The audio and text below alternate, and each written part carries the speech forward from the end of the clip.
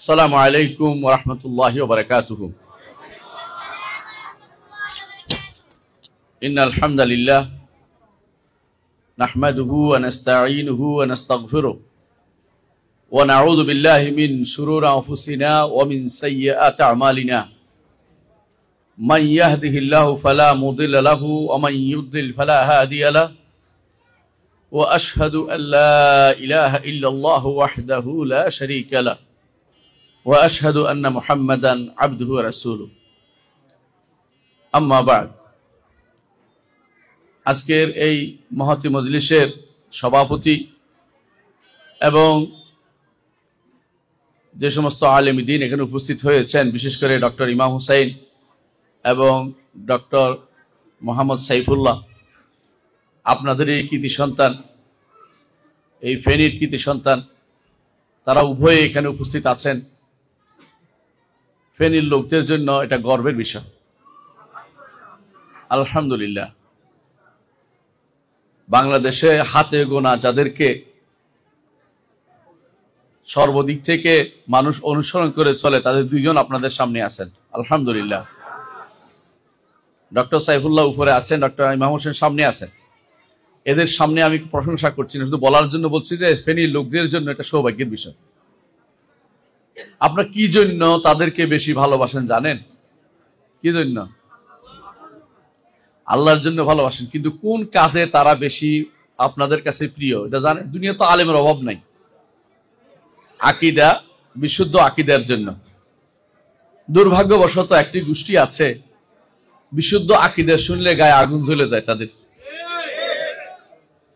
এরা কথায় কথায় বলে আকীদা ফেক, আকীদা ওইটা, আকীদা সম্পর্কে তাদের মানে আকীদা শুনতে চায় না শব্দটা। আকীদা যদি শুনতে না চান, ঈমান শুনেন, কারণ আকীদা ঈমানেরই একটা অংশ। আকীদা অন্তরের সাথে সম্পৃক্ত হয়, ঈমান আরো বেশি সাথে সম্পৃক্ত হয়। অন্তরের ঈমানটাই শুদ্ধ করতে পারছি না এখন পর্যন্ত, অন্য ঈমান কিভাবে আমরা শুদ্ধ করব? এর মূল কারণ হচ্ছে এটা, ছোট কাল থেকে এই মানুষগুলো আকীদার উপর বড় হয় নাই। অথচ আপনি জানেন, আরব দেশের, বিশেষ করে সৌদি আরবের কথা বলছি, একটা ট্যাক্সি ড্রাইভারের ঈমানও আমার দেশের বড় বড় আলেমদের নাই। ট্যাক্সি ড্রাইভারকে যদি আপনি কোনো এমন কথা বলেন যেটা আকীদার সাথে সাংঘর্ষিক, সঙ্গে সঙ্গে ঠিক করে দিবে, আপনি তার সাথে ধরেন হাত মিলাতে গিয়ে মাথা নিচু করছেন, মাথা উপরে উঠাও, তুমি নিচু করছো কেন? আর আমার দেশে দুই হাত দিয়ে মাসাফা করে মনে হয় যেন তিনি প্রণাম হচ্ছেন, নাউযুবিল্লাহ। এটা কেন হয়? কারণ ছোট কাল থেকে আপনি এটা দেখেন নাই যে আকীদা কিসের নাম। ছোট কাল থেকে ছোট বাচ্চারা শিখে নাই কোন জিনিস করলে ঈমান চলে যায়, এটা শিখে নাই। শুধু এটা নয়, ঈমান হবে কিসে এটাও তো শিখে নাই। এটা অত্যন্ত দুর্ভাগ্যের বিষয়। যে জিনিস বেশি গুরুত্বপূর্ণ সেই জিনিসের মূল্যও বেশি।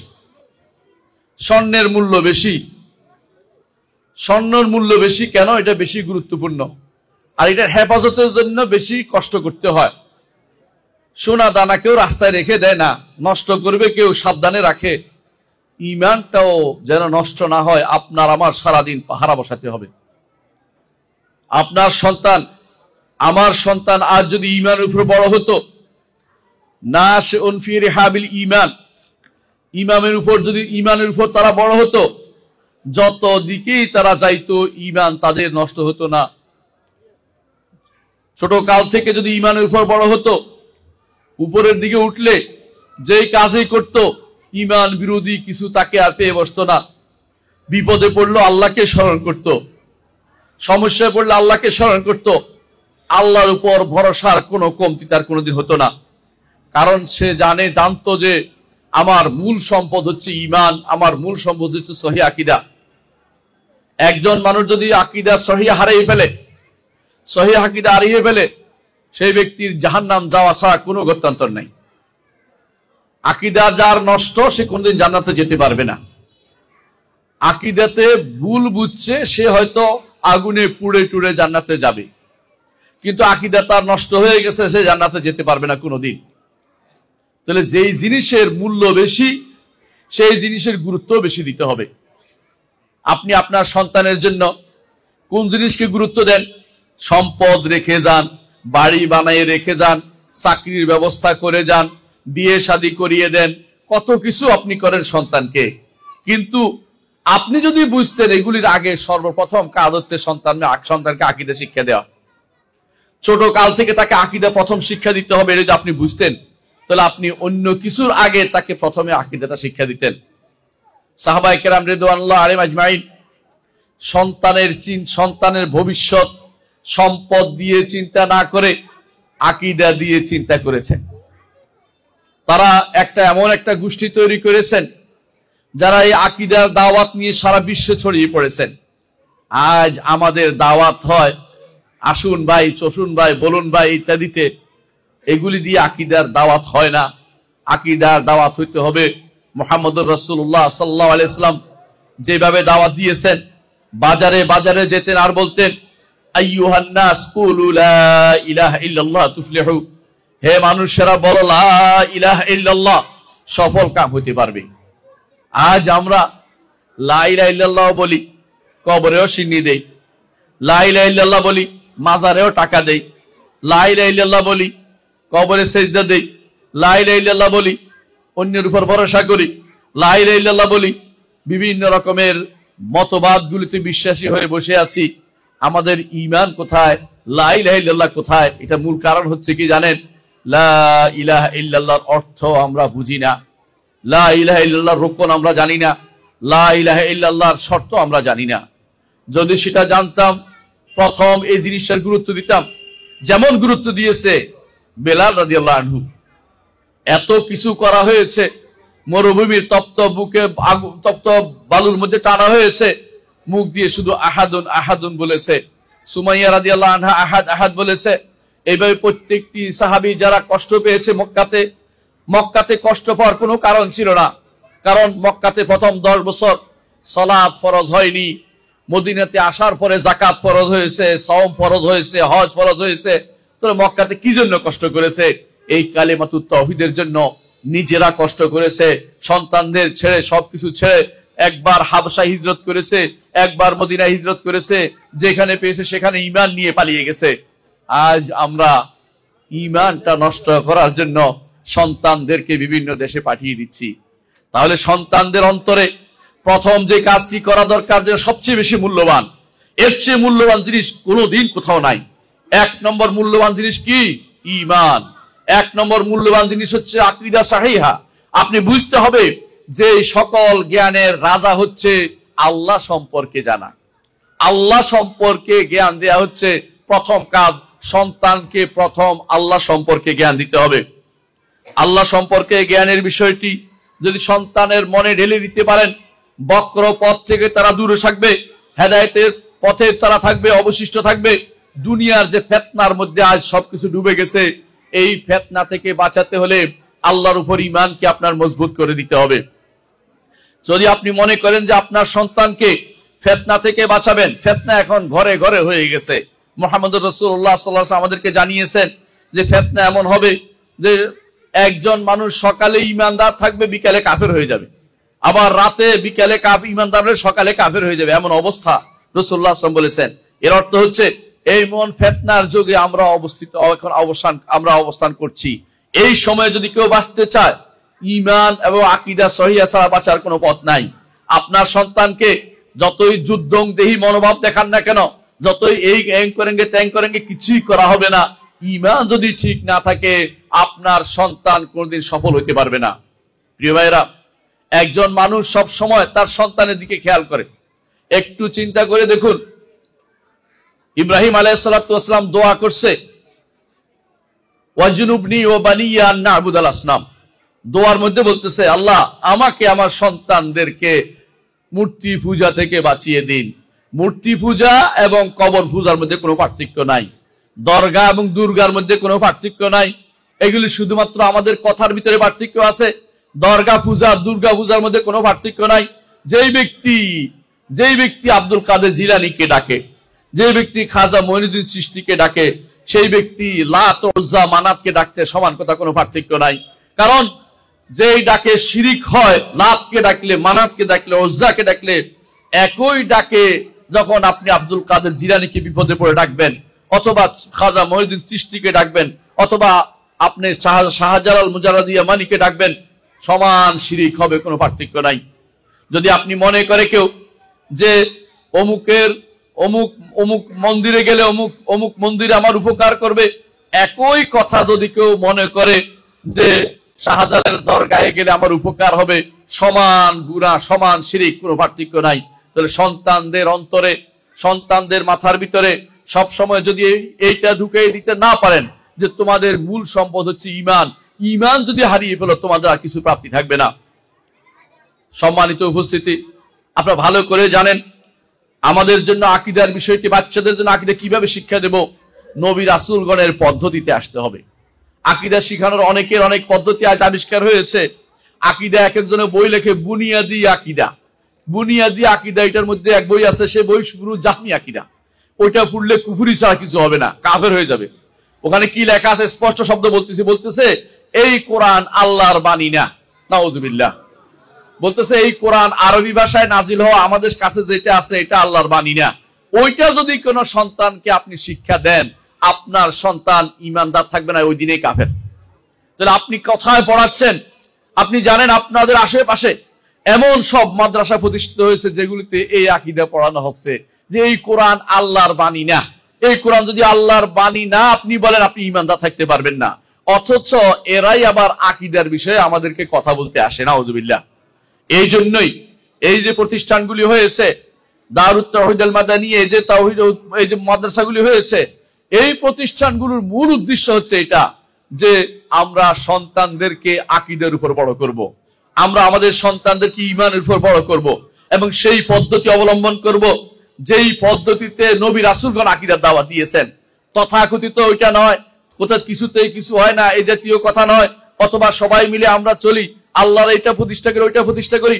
ঈমান নিজের অন্তরে ঢালতে পারেন নাই, দুনিয়া প্রতিষ্ঠা করে বসে আছেন। ঈমান যে ব্যক্তি অন্তরে ধারণ করতে পারে নাই, সে ব্যক্তি, তার মুখে কোনোদিন কিছু প্রতিষ্ঠা করা মানায় না। কেন মানায় না? আপনি এখনো এমন সব নীতি ধারণ করে আছেন যেগুলি কুফরি মতবাদ, সেগুলি দিয়ে আপনি আশা করতেছেন ইসলাম প্রতিষ্ঠা করবেন। আপনি অবশ্যই বোকা ছাড়ার কিছুই নন। আপনি কেন ওই পথে চলছেন যে পথে সাহাবায়ে রাসূলুল্লাহ সাল্লাল্লাহু আলাইহি ওয়াসাল্লাম নবীগণ চলেন নাই? সেই পথে চলতে হবে যে পথে নবী রাসূলগণ চলে গেছেন। আমি শুধু কয়েকটা উদাহরণ দেব।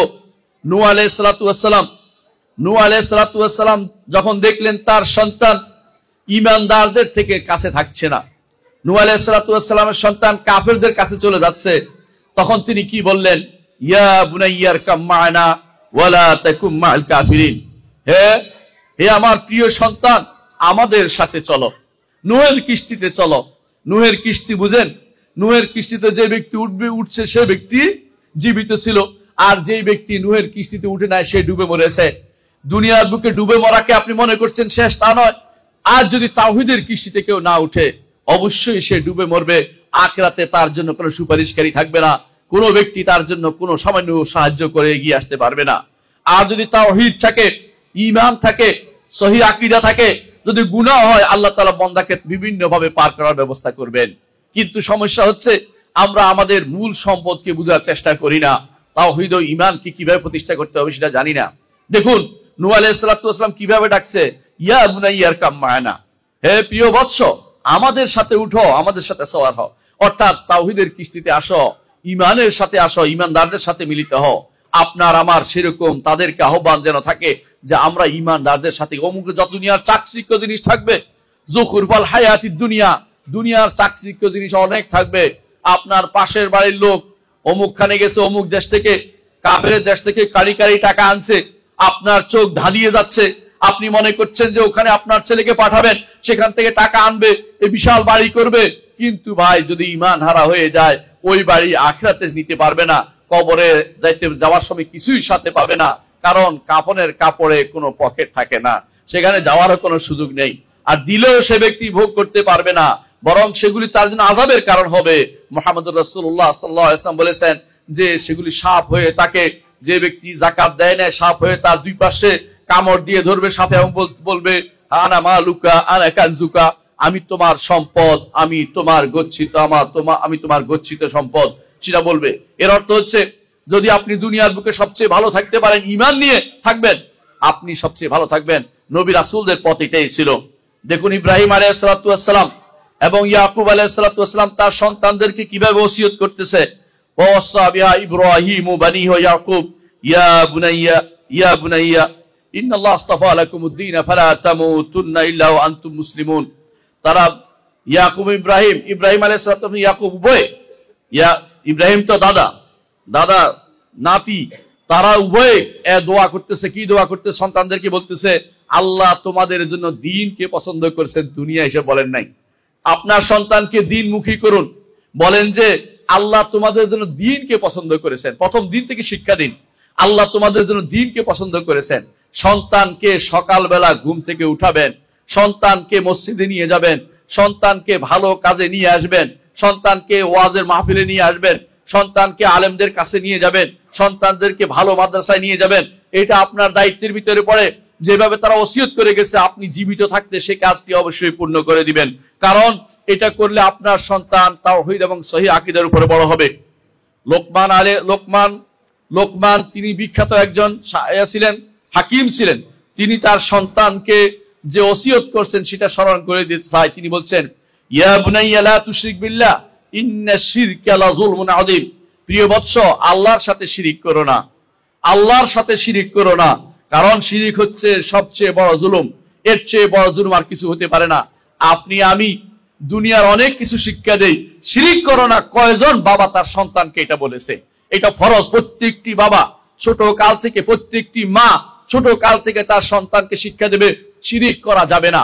এইটা যদি শিখে সে কবরের কাছে গেলে আর ভয়ে সেখানে টাকা দিয়ে আসবে না, অথবা মাজারে 10টা টাকা দিবে না, পাগলার মসজিদে টাকা দিবে না, পাগলার কারণে টাকা দিচ্ছে, ওখানে কবর নাই কিন্তু পাগলার কারণে টাকা দিচ্ছে, এই জন্য শিরিক হচ্ছে, আর কোনো কিছু নয়। কারণ পাগলার কারণে টাকা দেওয়ার কারণে শিরিক হচ্ছে, অথচ কোটি কোটি টাকা পাগলার এখানে দিচ্ছে। আপনার সন্তান যদি ছোট কাল থেকে আপনার কাছে শিখতো যে শিরিক করা যাবে না, এইটার নাম শিরিক, তাহলে আপনার সন্তান কোনোদিন সেখানে একটা টাকাও দিত না। সে মনে করতো যে আমার ঈমান শেষ হয়ে যাবে, আমি সেখানে দিব না, যদিও আমি মরেও যাই। ওয়াইন কতিলতা আও হুররিতা, যে রাসূলুল্লাহ সাল্লাল্লাহু আলাইহি ওয়াসাল্লাম বলেছেন, তোমাকে কতল করে ফেলা হলেও, তোমাকে জ্বালিয়ে ফেলা হলেও আল্লাহর সাথে তুমি কাউকে শরীক করতে পারবে না। সেরকম এই ব্যক্তি ঈমানদার, যদি আপনার সন্তানকে ঈমানদার বানাতে চান, অবশ্যই তাকে সেভাবে তৈরি করবেন যে কোনোভাবেই আল্লাহর সাথে যেন শরীক না হয়, আকীদা যেন আপনার বিশুদ্ধ থাকে। মুহাম্মদুর রাসূলুল্লাহ সাল্লাল্লাহু আলাইহি ওয়াসাল্লাম ইবনে আব্বাসকে কি বলেছেন একটু স্মরণ করিয়ে দেই। ইবনে আব্বাস 10 বছরের একটা ছেলে। আপনার সন্তানরা আজ 10 বছরের হয়, তখন আসে তখন 10 বছরের ছেলে।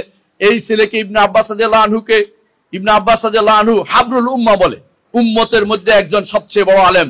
তাকে কি স্মরণ করে দিচ্ছে? তার বাহনের পিছনে বসিয়েছে, মুহাম্মদুর রাসূলুল্লাহ সাল্লাল্লাহু আলাইহি ওয়াসাল্লাম বাহনের পিছনে বসে শিক্ষা দিচ্ছে। কেন? যাতে করে গুরুত্ব পায়, যে মাটিতে বসায় না, একবার নড়তে পারবে না, শুন আমার কথা শোনার জন্য বিশেষ গুরুত্ব দিচ্ছে। এটা যে উপরে না কোথাও যাওয়ার পালানোর সুযোগ নাই, আমি এখানে তোমার বাহনে বসে শিক্ষা দিচ্ছি। কি শিক্ষা দিচ্ছেন?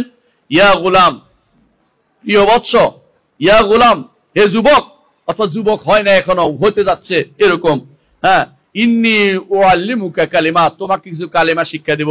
আপনার সন্তানকে কিছু কালেমা শিক্ষা দিবেন, যেভাবে রাসূল শিখিয়ে দিয়েছেন। কি শিক্ষা দিয়েছেন? ইহফাযিল্লাহ ইয়াহফাযুকা, আল্লাহর হেফাজত করো, আল্লাহ তোমার হেফাজত করবেন। আল্লাহর হেফাজত কেমনে করবেন? আল্লাহর তাওহীদের হেফাজত করবেন, ঈমানের হেফাজত করবেন, এবং আল্লাহর সাথে কাউকে শরীক করবেন না, আল্লাহ আপনার হেফাজত করবেন। তারপর বলেছেন ইহফাযিল্লাহ তাজিদহু তুজাহাক, যখন তুমি আল্লাহর হেফাজত করবে, তাওহীদের হেফাজত করবে, বিপদের সময় আল্লাহ তাআলাকে তোমার কাছে পাবে, তিনি তোমার সাহায্যে এগিয়ে আসবেন। তুমি তখন আর কারো ধারস্থ হতে হবে না। যদি তুমি তাওহীদবাদী হও, আল্লাহ তোমার সাহায্য করবেন। ওয়াইজা সাআলতা ফাসআলিল্লাহ, যখন তুমি চাইবে একমাত্র আল্লাহর কাছে চাইবে। কার কাছে চাইতে হবে? আল্লাহর কাছে চাইতে হবে। শিক্ষা দেন, প্রথম দিন থেকে শিক্ষা দেন, যখন চাইবো আল্লাহর কাছে চাইবো। আমার এক বন্ধু বুজুর্গ একটা বই লিখেছেন, নাম দিয়েছেন শুধু আল্লাহর কাছে চাই। আমার কাছে এত পছন্দ হয়েছে বইয়ের শিরোনামটা, যে শুধু আল্লাহর কাছে চাই। কি অসাধারণ কথা! আপনি চিন্তা করছেন, আপনার সন্তানকে সেভাবে তৈরি করুন, বলবেন যে দুনিয়ার কোনো কিছু কারো কাছে চাইবে না, শুধু আল্লাহর কাছে চাই। ওয়াইজা সাআলতা ফাসআলিল্লাহ, যখন তুমি চাইবে আল্লাহর কাছে চাইবে। ওয়ালাম তারপর তিনি বলেছেন ওয়াইজাস্তানতা ফাস্তাইন বিল্লাহ, যখন তুমি সাহায্য চাইবে আল্লাহর কাছে সাহায্য চাইবে, কিছু চাইলে আল্লাহর কাছে চাইবে। আর বলেছেন ওয়ালাম, জেনে রাখো, আন্নাল উম্মাতা লাউ ইসতামাআত আলা আন ইয়ানফাউকা বিশাইইন লাম ইয়ানফাউকা ইল্লা বিশাইইন কাদ কাতাবাল্লাহু লাক। দুনিয়ার সমস্ত মানুষ যদি একমত হয়ে যায় যে তোমাকে একটু উপকার করে দিবে, উপকার করতে পারবে আল্লাহ যদি মঞ্জুর না করে? এই জিনিসটা ওদেরকে শিক্ষা দিবেন। তাহলে কবরের কাছে আর যাবে না, পীরের কাছে যাবে না, মাছের কাছে যাবে না, তথাকথিত গজার মাছের কাছে যাবে না, অথবা কুমির হাঙ্গরের কাছেও যাবে না। তখন সে ভয় করবে যে আমার তো উপকার এটা কেউগুলি কিছুই করতে পারে, আল্লাহ যদি মঞ্জুর না করে আমার কোনো উপকার কেউ করতে পারবে না। সুতরাং আমি তার কাছে যাই যার কাছে সবকিছু রয়েছে, যার কাছে সব, তার কাছে আমি সব সময় দ্বারস্থ হব। কারো কাছে কিছু আমি আমার ফরিয়াদ তুলে ধরবো না, কোনো ফরিয়াদ তার কাছে তুলে ধরবো না। তারপর রাসূলুল্লাহ সাল্লাল্লাহু আলাইহি ওয়াসাল্লাম তাকে আরো বলেছেন ওয়াইন ইসতামাউ আলা ইয়াদুররুকা, তারা যদি সবাই একমত হয় তোমার ক্ষতি করতে, দুনিয়ার সবাই ক্ষতি করতে পারবে না, অতটুকু ক্ষতি করতে পারবে আল্লাহ যদি লিখে থাকে। মুহাম্মদুর রাসূলুল্লাহ সাল্লাল্লাহু আলাইহি ওয়াসাল্লাম একা দাঁড়িয়েছেন, তার সাথে কেউ নাই, তিনি একা দাঁড়িয়েছেন। নবীরা এইভাবে একা একা দাঁড়িয়েছেন, তাদেরকে কেউ ক্ষতি করতে পারে নাই যতক্ষণ পর্যন্ত আল্লাহ মঞ্জুর না করেছে। সুতরাং মনে রাখতে হবে, আপনার ঈমানের পরীক্ষা হবে মানুষের ভয়ের চেয়ে, তথাকথিত কোন শাসকের ভয়ের চেয়ে, ব্যক্তি বিশেষের ভয়ের চেয়ে, কোন দলের ভয়ের চেয়ে আল্লাহকে বেশি ভয় করলে সন্তানকে সেটা শিক্ষা দিতে হবে যে তোমার কোনো ক্ষতি হবে না। আর যদি ক্ষতি হয় তুমি কার কাছে যাবে? আল্লাহর কাছে যাবে। সুতরাং তোমার হারানোর কোনো কিছু নেই, তোমার বেদনার কোনো কিছু নেই, তুমি তো তোমার রবের সাথে সম্পর্ক তৈরি করে গেছো। দুনিয়ার বুকে ওই ব্যক্তি সবচেয়ে উত্তম ব্যক্তি, যে ব্যক্তি আল্লাহর সাথে সম্পর্ক তৈরি করে এই অবস্থায় কবরে যেতে পেরেছে, তার সে যোগ্য ব্যক্তি, ভালো ব্যক্তি আর কেউ হইতে পারে না। সুতরাং আল্লাহর সাথে সম্পর্ক খারাপ করে দুনিয়াতে বেঁচে থেকে কি লাভ? কোনো লাভ হবে না। এই জন্য আল্লাহর সাথে সম্পর্ক তৈরি করতে হবে, কোন রকমই দুনিয়ার কারো কাছে হাত পাতা যাবে না। মুহাম্মদুর রাসূলুল্লাহ সাল্লাল্লাহু আলাইহি ওয়াসাল্লাম তারপর বলেছেন রুফিআতিল আকলাম ওয়া জাফফাতিস সুহুফ, কলম উঠিয়ে নেওয়া হয়েছে, অর্থাৎ যেটা লিখেছে তোমার জন্য যা লেখা হয়েছে, আগে যা লেখা হয়েছে ওইটাই থাকবে। অর্থাৎ সেটা কোথায় লেখা হয়েছে? লৌহে মাহফুজে তোমার আমার সবার জন্য তাকদীর লেখা হয়েছে। এইটা লিখে কলম শুকিয়ে গেছে, এর অর্থ হচ্ছে ওইখানে আর লেখা হবে না। হ্যাঁ, ওইখান থেকে খসখস করে কপি করা হচ্ছে। মুহাম্মদুর রাসূলুল্লাহ সাল্লাল্লাহু আলাইহি ওয়াসাল্লাম সেই কপির আওয়াজ শুনেছেন যখন তিনি মেরাজের রাত্রিতে গেছেন। কিন্তু আল্লাহ তাআলা যা লেখার আমার জন্য আজ থেকে নয়, আজ সৃষ্টিকুলের সৃষ্টি করার 50,000 বছর আগে সেটা লিখে সম্পন্ন হয়ে গেছে। ব্যক্তি বিশেষের কাছে গিয়ে আপনার কোনো লাভ হবে না। হয়তো আপনি মনে করছেন, অনেকে বলে আমি অভিজ্ঞতায় পেয়েছি। আপনার সন্তানকে এরকম অবশ্যই শিখিয়ে দিবেন যে অভিজ্ঞতার জায়গাটা হচ্ছে শয়তানের কারসাজি ছাড়া কিছুই নয়। এই সময় আল্লাহ তোমাকে দিত ঠিকই আছে, কিন্তু শয়তান ঠিক ওই সময়ে তোমাকে ধরে নিয়ে কোথায় নিয়ে গেছে? কবরের কাছে নিয়ে গেছে, ওই পীরের কাছে নিয়ে গেছে, মাজারের কাছে নিয়ে গেছে। কারণ এই হিসাবেই এই যারা মুশরিক তারাও পায় অভিজ্ঞতার ভিত্তিতে। সব অভিজ্ঞতা নিতে হয় না। যেখানে শিরিক থাকবে সেখানে অভিজ্ঞতার কোনো মূল্য নেই। শিরিক যে অভিজ্ঞতা দিয়ে শিরিককে গ্রহণ করার কোনো সুযোগ নেই। অনেক মানুষ বলে আমি যখন মান্নত করছি অমুক কানে দিব, সঙ্গে সঙ্গে পেটের ব্যথা ভালো হয়ে গেছে। না ভাই, পেটের ব্যথা ভালো হয়েছে আল্লাহ তাআলার হুকুমে, এই সময়টা মিলে গেছে। কারণ শয়তান এই সময়টা বুঝতে পেরে আপনাকে টেনে ওখানে নিয়ে গেছে। আপনি এখানে কারো মানবকে চাইছেন, তো ওই সময় হয়ে গেছে, মিলে গেছে। শুধু এটাকে বলা হয় আল্লাহর পক্ষ থেকে কাদরান, আপনাকে ফিতনা পরীক্ষা করেছেন। এই ব্যক্তি ঈমানের উপর থাকে নাকি ওই সময়, যে সময় তার অসুখ ভালো হয়ে যাবে ওই সময় শিরক করে বসে। এই জন্য শিরকের দিকে নিয়ে যাচ্ছেন। সন্তানকে সেটা আপনাকে শিখাতে হবে, যেভাবে মুহাম্মদুর রাসূলুল্লাহ সাল্লাল্লাহু আলাইহি ওয়াসাল্লাম সেটা শিখিয়েছেন। অনেকে বলতে পারেন কখন থেকে সন্তানকে আকীদার বিষয় শিক্ষা দেব? সন্তানকে জন্মের পর থেকে আকীদার বিষয় শিক্ষা দিতে হবে। ইমাম ইবনে কাইয়িম রাহমাতুল্লাহ আলাইহি কত সুন্দর বলেছেন একটা হাদিস, যা ইমাম আবু দাউদ এবং তিরমিজি বর্ণনা করেছেন। তিনি আবু রাফি বলতেছেন, আমি রাসূলুল্লাহ সাল্লাল্লাহু আলাইহি ওয়াসাল্লামকে দেখেছি, তিনি হাসানের কানে আজান দিচ্ছেন। যখন দুনিয়াতে আসে ফাতেমা রাদিয়াল্লাহু আনহা যখন তাকে ভূমিষ্ঠ করলেন, তখন তিনি হাসানকে কোলে নিয়ে আজান দিচ্ছিলেন। এইটা আমি নিজে চোখে দেখেছি। হাদিসটার সনদের পরে কথা আছে, কিন্তু ইবনে কাইয়িম রাহমাতুল্লাহ আলাইহি বলেন যে হাদিসটা গ্রহণযোগ্য, আমলযোগ্য, এজন্য আমল করা হয়। যে কোলে বাচ্চাকে কোলে নিয়ে আজান দেওয়ার বিষয়, কেন আজান দিবেন?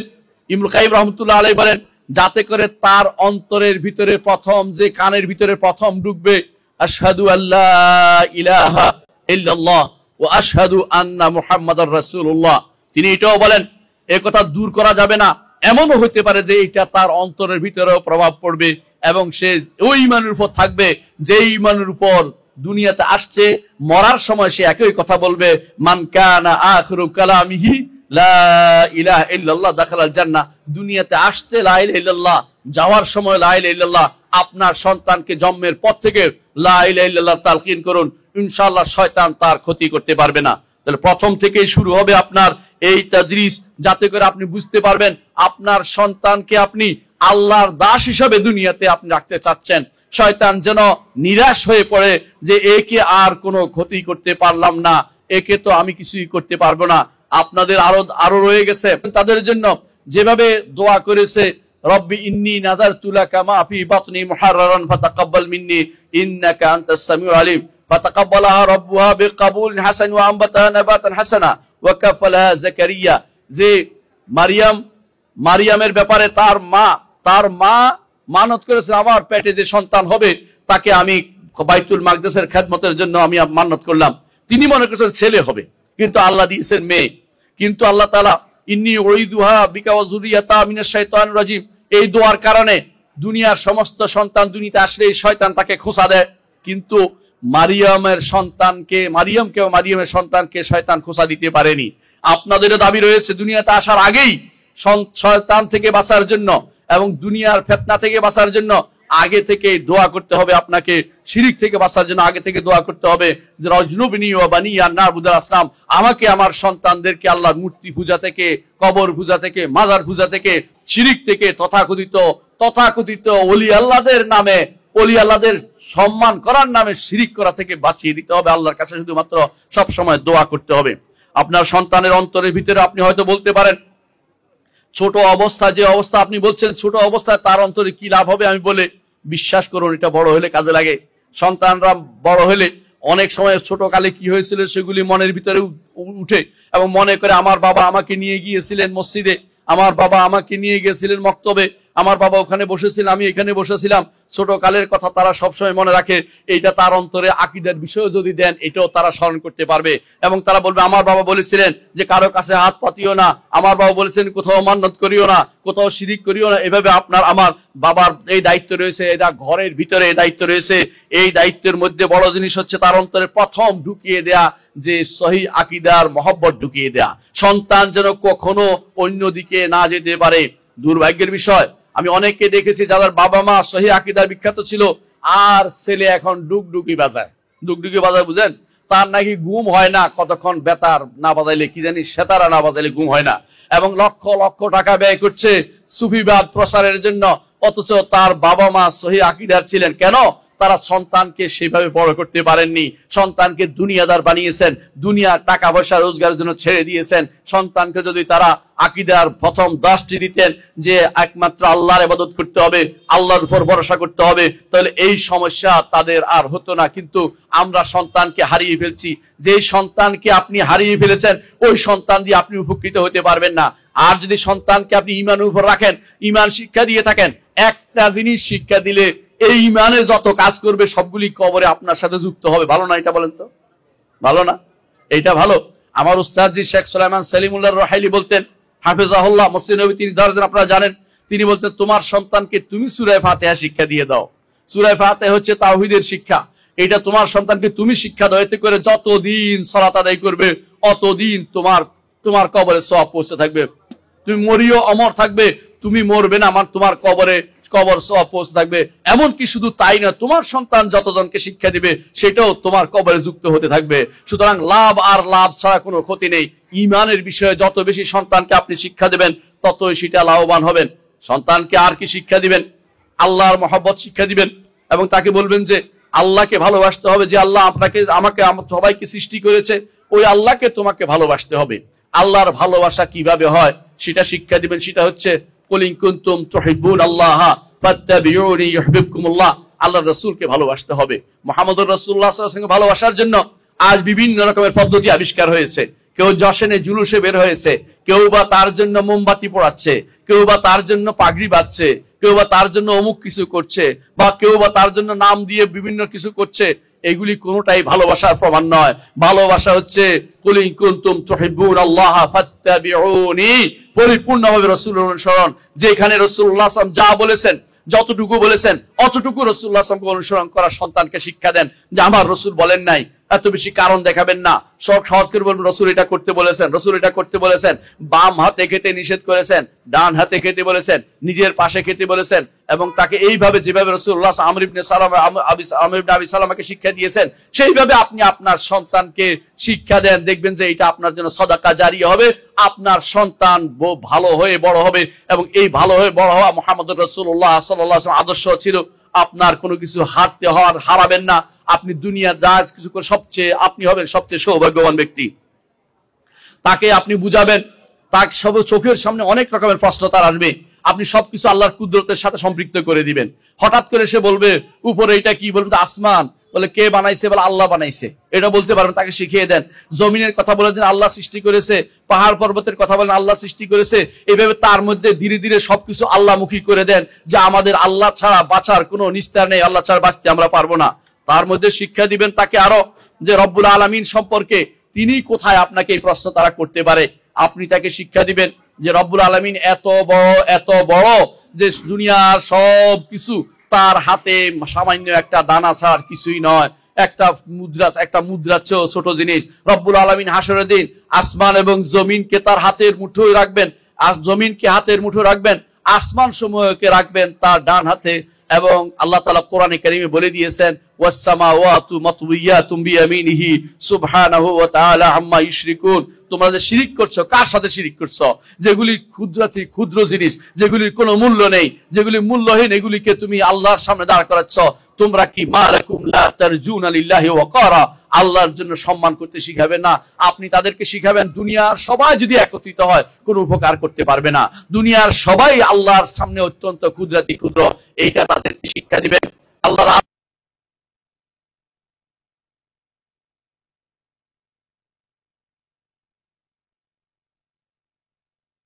আপনি সন্তানকে শিক্ষা দিবেন, শুধু এটা নয়, সন্তানকে শিক্ষা দিবেন যে আল্লাহর কুরসি আছে, এই কুরসি কত বড়, কুরসির ভিতরে আসমান এবং জমিন সবগুলি জায়গা হয়, এবং কিরকম জায়গা হয় 7টি মুদ্রার মতো, সেটাও অবশ্যই শিক্ষা দিবেন। এবং এটাও বলবেন রব্বুল আলামিন সৃষ্টির বাইরে বাইনুম মিন খালকিহি, কখনো সৃষ্টির ভিতরে রব্বুল আলামিনকে কল্পনা করা এটা গুনার কাজ এবং ঈমান হারা হওয়ার কাজ। এবং তাকে এটা শিক্ষা দিবেন, একটা বিরাট গোষ্ঠী কিন্তু এই ভুলের উপর আছে, সাবধান, তোমরা কিন্তু কখনো এই ভুল উপর যাবে না। আল্লাহ রব্বুল আলামিনকে সব জায়গায় বলবে না, তাকে আরশের উপর বলবে, এটা প্রথম শিক্ষার মধ্যে যেন থাকে। মুহাম্মদুর রাসূলুল্লাহ সাল্লাল্লাহু আলাইহি ওয়াসাল্লাম তিনি একটি বালিকাকে জিজ্ঞাসা করেছেন আইন আল্লাহ, আল্লাহ কোথায়? সে বলেছে উপরে, এবং বলছে আমি কে? বলে আপনি আল্লাহর রাসূল। তখন রাসূলুল্লাহ সাল্লাল্লাহু আলাইহি ওয়াসাল্লাম বলেছেন আতিকহা ফা ইন্নাহা মুমিনা, ঈমানদার প্রমাণিত হয়ে গেল, তাকে এখন স্বাধীন করে দিন। এর অর্থ হচ্ছে ঈমানদারের পরিচয় পাওয়া যাবে এই পরীক্ষার মাধ্যমে। আপনার সন্তানকে সেটা অবশ্যই শিক্ষা দিবেন যে আল্লাহ সব জায়গায় নয়, আল্লাহ কোথায়? আল্লাহ কোথায়? আরশের উপরে, আরশের ভিতরে নয়, আরশের উপরে। তথাকথিত যারা আছে, যারা বেদাতি আছে, তথাকথিত যারা বিভ্রান্ত আছে, তথাকথিত আশারি মাতুরিদি মতবাদের লোকেরা, তথাকথিত জাহমি মতবাদের লোকেরা, অথবা তথাকথিত সুফি উজুদি বা সর্বেশ্বরবাদী সুফিরা, তারা মনে করে যে আল্লাহ সর্বত্র বিরাজমান, অথবা আল্লাহ সব আরশের ভিতরে। আমরা বলছি আমরা আরশের ভিতরে বলি নাই, আরশের উপরে তিনি। তেমনি ভাবে জমিনের উপরে আসমান, কিন্তু আসমান জমিনের উপরে ঠেক দিয়ে নেই আর ঠেস দিয়ে নেই উপরে, তেমনি রব্বুল আলামিন আরশের উপরে। এই ঈমান রাখতে হবে, নইলে ঈমানদার কখনোই এই ঈমানদার বিবেচিত হবে না। এটা আমার নবীর কথা শুধু নয়, এটা আল্লাহ তাআলা কোরআনে কারীমে বলে দিয়েছেন ইন্না রাব্বাকুমুল্লাহুল্লাযী খালাকাস সামাওয়াতি ওয়াল আরদা ফি সিত্তাতি আইয়ামিন সুম্মা ইস্তাওয়া আলা আরশ। তোমাদের রব তো তিনিই। আল্লাহ নিজের পরিচয় দিচ্ছেন। আপনার সন্তানকে স্কুলে যখন আসবে তাদেরকে এই টিচাররা এই শিক্ষা অবশ্যই দিবে যে রাব্বাকুমুল্লাহুল্লাযী খালাকাস সামাওয়াতি ওয়াল আরদা ওয়া বাইনাহুমা ফি সিত্তাতি আইয়াম। আসমান এবং জমিনের মাঝে যা আছে, আসমান জমিনের মাঝখানে কি আছে? এই যে গ্রহ নক্ষত্র আবিষ্কার করতেছে, এগুলি কি আসমান না জমিন? এগুলি আসমান জমিনের মাঝখানে। আসমান জমিনের মাঝখানে, আসমানে জীবিত অবস্থায় কেউ গিয়ে ফিরে আসতে পারে নাই, একমাত্র মুহাম্মদুর রাসূলুল্লাহ সাল্লাল্লাহু আলাইহি ওয়াসাল্লাম গিয়ে ফিরে আসছে জীবিত অবস্থায়। আরেকজন গেছে এখনো আসে নাই, আরেকজন গেছে এখনো আসে নাই। কে? ঈসা আলাইহিস সালাতু ওয়াস সালাম। তিনিও আসবেন, আমরা ঈমান রাখি তিনিও আসবেন। তবে তিনি যখন আসবেন তখন তিনি মুহাম্মদুর রাসূলুল্লাহ সাল্লাল্লাহু আলাইহি ওয়াসাল্লামের শরীয়তকে রহিত করবেন না, তার শরীয়তকে বাস্তবায়ন করবেন, এটাই আমরা ঈমান রাখি। সুতরাং এই আসমানের বিষয়টি, মাঝখানে যত সবকিছু, এত ক্ষুদ্রাতি ক্ষুদ্র বিষয় সবকিছু, এর উপরে যিনি আসমানগুলি আছে, আসমানের উপরে হচ্ছে আরশ, আরশের কাছে হচ্ছে জান্নাত, আরশের নিচে হচ্ছে জান্নাত। সেই জায়গাতে আমাদের, সেখানে আল্লাহ তাআলা আমাদের যদি কোনো জান্নাতে যায় সেখানে ব্যবস্থাপনা রেখেছেন। ঈমান এভাবে আনতে হবে। আর জান্নাত উপরে, আল্লাহ উপরে, এবং আরশ উপরে, কুরসি উপরে, এগুলি সবগুলি ঈমান যদি না থাকে আপনি ভুলের উপর থাকবেন, ঈমানদার হইতে পারবেন না। সন্তানকে যদি সহিহ আকীদা শিক্ষা দিতে হয়, ছোট কাল থেকে এগুলি তার মাথার ভিতরে গেঁথে দিতে হবে। বড় হলে যেন সে না বলে যে আমি জানি না, কোথায় আছে জানি না, আগে যেখানে ছিল এখনো সেখানে, এই জাতীয় পণ্ডিতি কথা যেন না বলে। আর কি শিক্ষা দিবেন তাদেরকে? তাকে শিক্ষা দিবেন আল্লাহর আযমত সম্পর্কে শিক্ষা দিবেন, আল্লাহর বড়ত্ব সম্পর্কে শিক্ষা দিবেন। তিনি যখন কোনো কথা বললে আল্লাহ তাআলা বড়, তিনি জানেন। বৃষ্টি কেন দিচ্ছেন তিনি জানেন না? বৃষ্টি এখন দিচ্ছেন না, বৃষ্টি হচ্ছে তিনি জানেন। এখানে কোনো কথা বলার অধিকার আমার নাই, বৃষ্টি কেন দিচ্ছে এই প্রশ্ন করার অধিকার নাই। তাকে এটা শিক্ষা দিবেন। লা ইউসআলু আম্মা ইয়াফআলু ওয়া হুম ইউসআলুন, তিনি কি করবেন কাউকে তিনি জিজ্ঞাসা করে করবেন না। ওয়াহুম ইউসআলুন, তাকে জিজ্ঞাসা করা যাবে না, তোমাকে পরামর্শ কর, তোমাকে জিজ্ঞাসা করা হবে, তিনি জিজ্ঞাসা করবেন আপনি কেন ধনী হলেন না, আপনি কেন গরিব হলেন, অমুক কেন ধনী হলো, এই প্রশ্ন যেন না করে সন্তানকে তা শিক্ষা দিবেন। বলবেন যে আল্লাহ আমাদেরকে এইভাবে সৃষ্টি করেছে, এইভাবেই থাকতে হবে, এইভাবে এর উপরে ঈমান আনতে হবে, এটা তাদেরকে শিক্ষা দিবেন। আর কি শিক্ষা দিবেন তাদেরকে? আল্লাহ সম্পর্কে, তার কর্ম সম্পর্কে প্রথমে শিক্ষা দিয়েছেন আপনারা। দুনিয়ার সবই আল্লাহর কর্ম, আমরাও আল্লাহর কর্ম, দুনিয়ার সবকিছু আল্লাহর কর্ম বলে তাকে ভালোভাবে বুঝিয়ে দিবেন যে সবকিছু আল্লাহর সৃষ্টি। আমরা যে কাজগুলি করি এগুলো আল্লাহ তাআলা সৃষ্টি করেছেন। আল্লাহ তাআলা কোরআনে কারীম বলেছেন ওয়াল্লাহু খালাকাকুম ওয়া মা তা'মালুন, আল্লাহ তোমাদেরকে সৃষ্টি করেছেন এবং তোমরা যা করো সেগুলিও সৃষ্টি করেছেন। সুতরাং আল্লাহর কর্মের ভিতরে আসে সৃষ্টিও তিনি, রিজিক দাতাও তিনি। সন্তানকে ছোট কাল থেকে বুঝাবেন যে রিজিক কিন্তু যেখানে সেখানে আমি তোমাদের দিচ্ছি তা নয়, আল্লাহ মঞ্জুর করলে আমি দিতে পারি, আল্লাহ আমার হাতে রুজির ব্যবস্থা করলে আমি তোমাকে দিতে পারি। তোমাকে কেউ রুজির ব্যবস্থা করে দিতে পারবে না আল্লাহ যদি মঞ্জুর না করে। শয়তানের যে আপনার তাকে পিছে ভুল বুঝাতে পারে, সে হয়তো মনে করতে পারে অমুকখানে গেলে টাকা পাবে, অমুকখানে গেলে তার বোধ বিশেষ প্রাপ্তি আছে। তাকে ছোট কাল থেকে বুঝিয়ে দিতে হবে যে না, রিজিকের ব্যবস্থা একমাত্র রব্বুল আলামিন করে দিবেন, দুনিয়ার কেউ তার জন্য রিজিক আনতে পারবে না।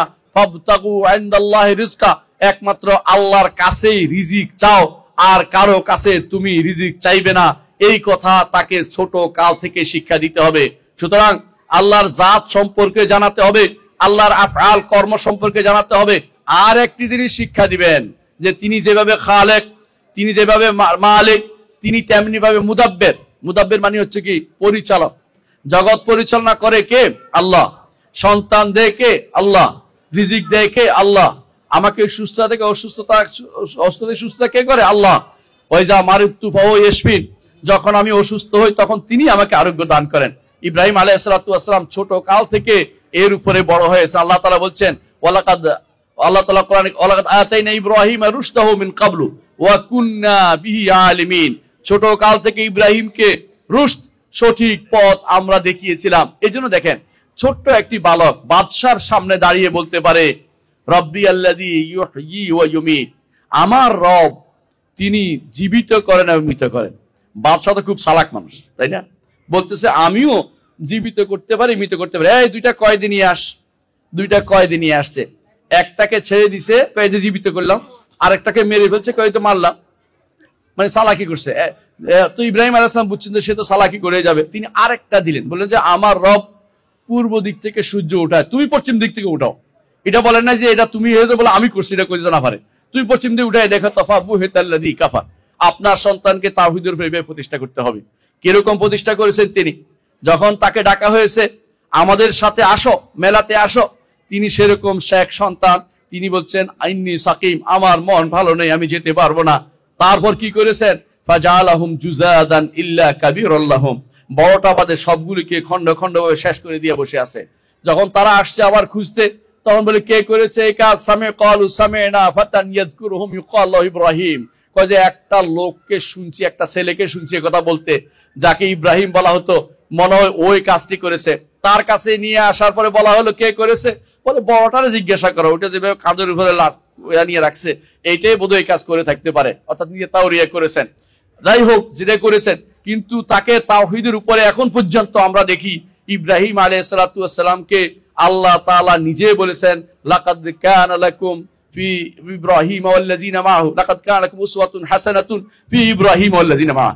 ইব্রাহিম এবং তার সাথে যারা আছে তাদের ব্যাপারে তোমাদের উসওয়া হাসানা, উত্তম আদর্শ রয়েছে। আপনার সন্তানের জন্য আদর্শ প্রতিষ্ঠা করবেন। ইব্রাহিম আলাইহিস সালাম কি করেছেন সে কাহিনী বলবেন তাদেরকে, ঘুমানোর সময় কাহিনী বলবেন, ঘুমানোর সময় নবীদের কাহিনী বলবেন।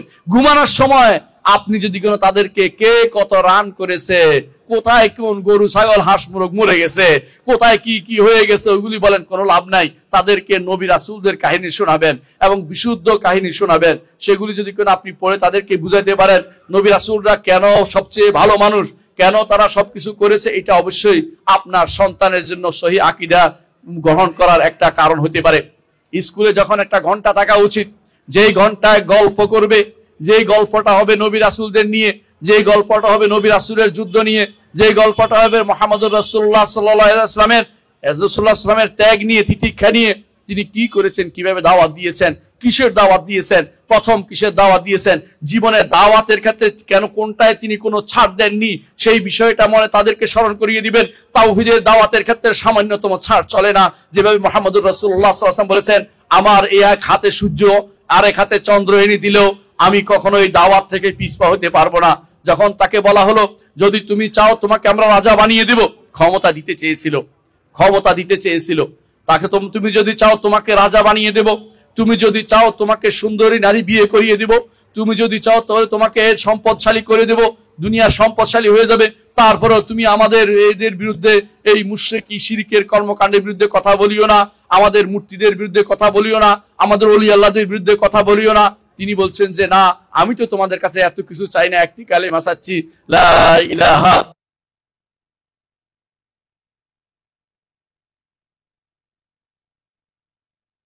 আপনার সন্তান যেন তাওহীদের বাণী সারা জীবন লালন করে, তার মুখ থেকে শিরকের কথা না হয়, অন্তরে যেন শিরক না ঢুকে এবং তার কর্মকাণ্ডে যেন কখনো শিরক করণের প্রকাশ না পায়। আপনার সন্তানকে আরো শিক্ষা দিবেন। আল্লাহ রাব্বুল ইজ্জতের নাম সমূহ আছে, তুমি যখন দোয়া করবে আল্লাহর নামগুলি দিয়ে দোয়া করবে। তুমি পীরের নাম নিয়ে দোয়া করবে না, পীরের ওসিলা দিয়ে দোয়া করবে না, মরা মানুষের ওসিলা দিয়ে দোয়া করবে না, তুমি কোনো ব্যক্তির সত্তার ওসিলা দিয়ে দোয়া করবে না। তুমি দোয়া করবে আল্লাহর নাম এবং গুণ নিয়ে। তুমি বলবে আল্লাহুম্মা ইন্নী আসআলুকা, আল্লাহ আপনার কাছে আমি চাই, বিআন্না লাকাল হামদ, আপনার জন্য যাবতীয় প্রশংসা, আনতা ফাতিরিস সামাওয়াতি ওয়াল আরদ, আসমান জমিনের স্রষ্টা আপনি। এইভাবে আল্লাহ তাআলার নামগুলি দিয়ে, যত নাম আছে এই নামগুলি দিয়ে আপনার সন্তানকে দোয়া করা শিখাবেন। আপনার সন্তানকে শিখাবেন, আল্লাহ তাআলা নিজে বলেছেন তাকে এইভাবে ডাকতে, ওয়ালিল্লাহিল আসমাউল হুসনা ফাদউহু বিহা, আল্লাহর রয়েছে সুন্দর সুন্দর নাম, সেগুলো দিয়ে তাকে ডাকো। এই আল্লাহর সুন্দর নামগুলি বিশুদ্ধতা শিক্ষা দিবেন। অনেকে আছে এমন সব নাম ওই কায়দা বাগদাদিয়ার পিছনে আছে, এগুলি শিক্ষা দিচ্ছে। এগুলি অনেক নাম কিন্তু আল্লাহর জন্য সাব্যস্ত করা যায় না, অর্থাৎ কোন কোরআন হাদিসে আসে নাই। দুই একটা উদাহরণ দিলে বুঝতে পারবেন। অনেকে বলে জলিল, ইয়া জলিল বলতেছে, জলিল তো আল্লাহর নাম আসে নাই। আবার ইয়া সাত্তার বলতেছে, সাত্তার তো আল্লাহর নাম আসে নাই। সিত্তির আসছে, সাত্তার আসে নাই। এই জাতীয় অনেকগুলো নাম আছে যেগুলি উল্লেখ করা হয় সেখানে। এই নামগুলি দেখবেন যে শুদ্ধ না, বিশুদ্ধ নামগুলি দিয়ে শুধুমাত্র শিক্ষা দিবেন। খারাপ নাম বা যেগুলি শুদ্ধ নয় সেই নাম দিয়ে আল্লাহকে যেন না ডাকে। আল্লাহ তাআলা বলছেন ওয়ালিল্লাহিল আসমাউল হুসনা ফাদউহু বিহা, আল্লাহর রয়েছে সুন্দর সুন্দর নাম, সেগুলি দিয়ে তাকে ডাকো। এই জন্য নামগুলি শিক্ষা দিবেন। আপনারা যারা মাদ্রাসার পরিচালক আছেন তাদেরকে বিশুদ্ধ নামের ব্যাপারে গুরুত্ব দিবেন। যে নামগুলি শুদ্ধ না সেগুলি শিক্ষা দিবেন না। আমাদের শেখ মোহাম্মদ বিন সালেহ আল উসাইমিন তিনি যে নামগুলি একত্রিত করে সবচেয়ে সুন্দর কোরআন এবং সুন্নাহ থেকে একত্রিত করে তিনি দেখিয়েছেন। তার এই গ্রন্থটি আলহামদুলিল্লাহ তা থেকে আমরা উল্লেখ করেছি বিভিন্ন জায়গায়, এমনকি আমাদের হিসনুল মুসলিমের মধ্যে এসেছে, মাঝখানে এসেছে, আমাদের যে ছাপাটা আছে সেটার মাঝখানে নিয়ে এসেছি, অর্থাৎ হিসনুল মুসলিমের পরে যে আলোচনা তার মাঝখানে নামগুলি নিয়ে এসেছি। আবার সেগুলি আপনি পাবেন আরেকটা গ্রন্থ ইতিমধ্যে বের হচ্ছে, আল্লাহর নান্দনিক নাম ও গুণ সমূহ, এর মধ্যেও সেটা উল্লেখ করেছেন শেখ মোহাম্মদ বিন সালেহ আল উসাইমিন। ওইগুলি শিখে নেবেন, ওইগুলিকে পরিবর্তন করে দিবেন। অনেকে আছে যা আছে কায়দা বাগদাদি তা মুখস্থ করাচ্ছেন, অনেকে এটা বলতে পারে, অনেক সময় বলা যায় না, কারণ সব জায়গা তো আমার যাওয়া হয় না, কিন্তু এগুলি যে অনেকগুলো ভুল নাম শিক্ষা দেওয়াচ্ছেন সেটাও কিন্তু সমস্যার বিষয়। আপনার সন্তানকে শুদ্ধ আল্লাহর যে নামগুলি কোরআন এবং সুন্নাহ আসছে সেগুলি দিতে হবে। কেন? আল্লাহ বলে দিয়েছেন ওয়াদারুল্লাযিনা ইউলহিদুনা ফি আসমাইহি সায়ুজজাউনা মা কানু ইয়ামালুন, যারা আমার নামের মধ্যে ইলহাদ করে, ইলহাদ কাকে বলে? যেই নাম আল্লাহ নিজের নামে দেন না, আপনি নাম ওই নাম ধরে ডাকতেছেন, এরপরে আল্লাহকে খোদা বলে ডাকতেছেন, এরপরে আল্লাহকে বিধাতা বলতেছেন, আল্লাহকে তথাকথিত ভগবান অথবা আপনাকে গড বলতেছেন। এগুলি কোনোটাই আল্লাহর নাম নয়। আল্লাহর নাম হচ্ছে রহমান রহিম, আল্লাহর নাম হচ্ছে কাইয়ুম, আল্লাহর নাম হচ্ছে হাই। আল্লাহর নাম যেগুলি সেগুলি দিয়ে আপনার সেগুলি আগে শিক্ষা দেন, সেগুলি দিয়ে তাকে ডাকা শিক্ষা দেন। প্রত্যেকটি নামের সাথে ইবাদত জড়িত, প্রত্যেকটি নামের প্রভাব আপনার জীবনের সাথে জড়িত। আল্লাহর নামের সাথে প্রভাব রয়েছে, সেই প্রভাবগুলি আপনার সন্তানকে শিখিয়ে দেন। আপনার অভিভাবক আছেন, আপনি শিক্ষক আছেন, আপনার ছাত্রদেরকে শিক্ষা দেন যে এই নামের সাথে তোমার জীবনের প্রভাব রয়েছে। তুমি যেই নামটিকে যত বেশি বুঝবে, আল্লাহর নামগুলিকে অর্থ যদি বুঝো, তাহলে অবশ্যই তুমি জান্নাতে যেতে পারবে। আমার কথা নয়, সাইয়্যিদুল খালক মুহাম্মদুর রাসূলুল্লাহ সাল্লাল্লাহু আলাইহি ওয়াসাল্লাম বলেছেন, ইন্না লিল্লাহি 99 ইসমান মিয়াতুন ইল্লা ওয়াহিদা মান আহসাহা দাখালাল জান্নাহ। আল্লাহর রয়েছে 99টি এমন নাম, তা যদি কেউ কোনো দিন ইহসা করে জান্নাতে প্রবেশ করবে। অনেক ভাই আছে ইহসা অর্থ করতেছে গণনা করা। আমি একবার মসজিদ নববীতে এক বেটাকে দেখলাম পড়তেছে ইয়া আল্লাহ ইয়া রহমান ইয়া হাই ইয়া কাইয়ুম পড়তেছে। আমি এইভাবে তো তোমারে পড়তে বলা হয় নাই, এটা দিয়ে কাজ হবে না। তুমি বলবা ইয়া রহমান ইরহামনি, হে দয়াবান আমাকে দয়া করুন, ইয়া রাজ্জাক উরযুকনি, হে রিজিক দাতা আমাকে রিজিক দেন। আল্লাহকে ওইগুলি দিয়ে ডাকতে, হক আদায় করে ডাকতে বলা হয়েছে। মুখস্থ করলেই জান্নাতে যাবে তা কিন্তু না। তাহলে একটা হিন্দু যদি মুখস্থ করে জান্নাতে চলে যাবে তা কিন্তু না। জান্নাতে যেতে হলে অবশ্যই আপনাকে বুঝতে হবে আল্লাহ রাসূল কি জন্য বলেছেন, মান আহসাহা দাখালাল জান্নাহ। ইহসা শব্দটির আরবি দুইটা অর্থ আছে, একটা হচ্ছে গণনা করা, আরেকটা হচ্ছে যথাযথ হক আদায় করা। যথাযথ হক আদায় করে না পড়লে আপনি শুধুমাত্র গণনা করলে জান্নাতে যেতে পারবেন, এটা জানার কোনো কারণ নেই। এটা অর্থ শিখতে হবে, এটা দিয়ে ডাকতে হবে, এটা যা চাহিদা সেটা মানতে হবে। এই নামগুলি যদি কেউ যদি ঠিক মতো যদি কেউ সেগুলো অর্থ বুঝে এবং আল্লাহকে ডাকে, সেই ব্যক্তি কোনো শিরক করতে পারবে না। কেন শিরক করতে পারবে না? কার কাছে চাইবে? আল্লাহর কাছে চাইবে। রিজিক কার কাছে? আল্লাহর কাছে। দয়া কার কাছে? আল্লাহর কাছে। তখন সে বুঝবে যে আমার অন্য কানে যাওয়ার কোনো দরকার নেই, অন্য কানে আমি কেন যাব? এই ব্যক্তির অন্তরে শিরিক আসবে না। জান্নাতে যাওয়া অবশ্যই শিরিক মুক্ত হয়ে যেতে হবে। আর শিরিক মুক্ত হওয়ার জন্য আল্লাহর নামগুলির ইবাদত খুবই জরুরি। এই জন্য যুগ যুগ আলেমরা আল্লাহর নামগুলিকে লিখেছেন, সাথে অর্থ লিখেছেন এবং সেগুলির ব্যাখ্যা লিখেছেন। আপনার সন্তানকে নাম শিখিয়ে দিলে কি জান্নাতে যেতে পারবে? বাকি আছে সেটা কি? নামের সাথে আল্লাহর গুণগুলিও শিক্ষা দিতে হবে। বলতে হবে আল্লাহর জন্য সুন্দর সুন্দর গুণগুলি রয়েছে, আল্লাহর সমস্ত গুণ সুন্দর। আল্লাহর গুণগুলো নাম থেকে যেমন এসেছে, আলাদাভাবে এসেছে, তেমনি ভাবে কোন কোন কর্ম থেকে আল্লাহর গুণ সাব্যস্ত হয়। আল্লাহ তাআলা কোরআনে কারীম বলেছেন, ওয়ালিল্লাহিল ইজ্জাতু ওয়ালিরাসূলিহি ওয়ালিল মুমিনিন। আল্লাহর জন্য ইজ্জত রয়েছে, ইজ্জত গুণটি সাব্যস্ত হয়েছে যেমনি ভাবে, তেমনি ভাবে আল্লাহর জন্য আরো সাব্যস্ত হয়েছে সালাত। আর তার নাম আজিজ থেকেও তার ইজ্জত নামটি সাব্যস্ত হয়।